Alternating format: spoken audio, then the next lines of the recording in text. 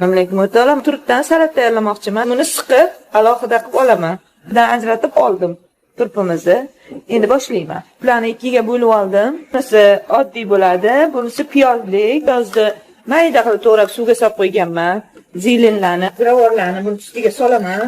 Bir qoshiqdan sal silliroq qilib soya solamiz. Soya, olmali ususdan 5-6 tomchi. Pista yog'idan shunaqa qoshimni tagida yaxshilab aralashtiramiz. Buni bo'ldi. Endi bunisini tayyorlaymiz. Uksus aytganimda 2-3 tomchi. Soya bunga kamroq solamiz. Emchik yog'ini. Yaxshilab.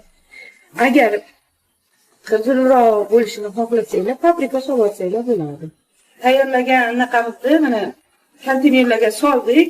Endi buni shunday qopqog'ini yopamizda, muzday joyga qo'yib qo'yamiz. 15-20 minut.